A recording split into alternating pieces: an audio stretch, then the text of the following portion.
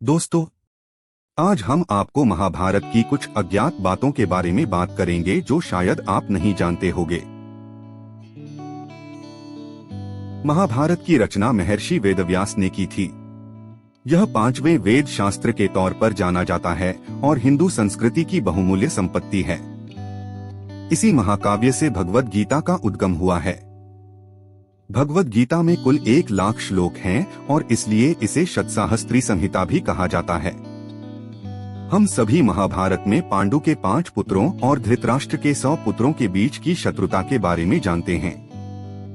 उनके बीच की इस शत्रुता ने चौसर के खेल में महत्वपूर्ण भूमिका निभाई थी और इसके परिणामस्वरूप ही पांडव कौरवों से अपना राज्य एवं पत्नी द्रौपदी दोनों को हार गए थे।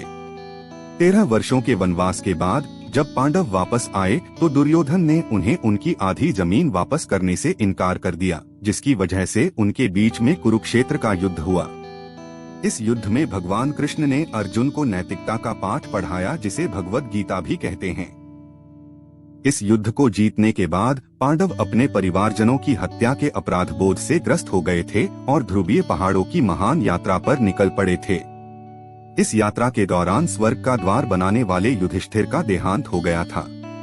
एक महाभारत का संयोजन महर्षि वेद व्यास ने किया था और इसकी रचना भगवान गणेश जी ने इस शर्त पर की थी कि महर्षि वेद व्यास बिना एक भी बार रुके लिखे जाने वाले श्लोकों का लगातार उच्चारण करते रहेंगे। फिर वेदव्यास ने भी एक शर्त रखी कि वे श्लोकों का अर्थ समझने के साथ ही उसका उच्चारण करेंगे, लेकिन गणेश उन्हें अपने दिमाग में व्याख्या किए बिना नहीं लिखेंगे।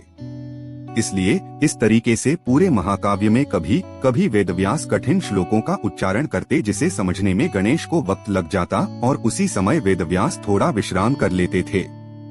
दोब वेदव्यास नाम नहीं है, बल्कि एक पद है जिसे वेदों की जानकारी रखने वाले व्यक्तियों को दिया जाता है।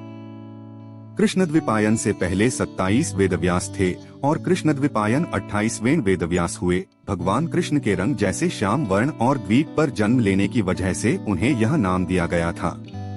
3 अजीब लेकिन सच है कि व्याध गीता, अष्टावक्र गीता, पराशर गीता आदि जैसी 10 अन्य गीताएं भी हैं। हालांकि श्री भगवद गीता भगवान कृष्ण द्वारा दी गई जानकारी वाली शुद्ध और पूर्ण गीता है। 4 वैशंपायन वेदव्यास के शिष्य ने राजा जन्मेजय के दरबार में पहली बार महाभारत का पाठ किया था। जन्मेजय अभिमन्यु के पौत्र और परीक्षित के पुत्र थे। अपने पिता की मृत्यु का बदला लेने के लिए उन्होंने कई सर्पयज्ञ सांपों की आहुति किए थे। 5 शांतनु भीष्म पितामह के पिता थे। इनका विवाह गंगा से हुआ था। अपने अगले जन्म में शांतनु राजा महाभिष थे। वे ब्रह्मा की सेवा करने गए, जहां उन्होंने गंगा को देखा और उनकी तरफ आकर्षित हो गए। इसी बीच ब्रह्मा ने उन्हें श्राप दे दिया और नरक में जाने को कहा, जिसकी वजह से अपने अगले जन्म में वे राजा प्रतीप के पुत्र शांतनु के रूप में पृथ्वी पर आए और गंगा से विवाह किया। लेकिन गंगा ने शांतनु से वचन लिया कि वे कभी भी उनसे कोई भी प्रश्न नहीं पूछेंगे। शांतनु इस बात पर सहमत हो गए। उन्हें 8 बच्चे हुए और पहले 7 बच्चों को गंगा ने नदी में डुबा दिया। उन्होंने कभी कोई प्रश्न नहीं पूछा, लेकिन जब गंगा अपने 8वें बच्चे को डुबो रही थी, वे क्रोध से भर उठे और गंगा से इसकी वजह पूछी। तब गंगा ने उनसे उनके पिछले जन्म और भगवान ब्रह्मा के श्राप के बारे में बताया। इसके बाद वह उनके 8वें बच्चे के साथ चली गई। दोस्तों, आज हमने महाभारत के कुछ अज्ञात तथ्यों के बारे में जाना। अगले वीडियो में आगे की कहानी जानेंगे। वीडियो अच्छी लगी हो तो सब्सक्राइब कर ले ताकि आने वाले वीडियो की जानकारी मिलती रहे।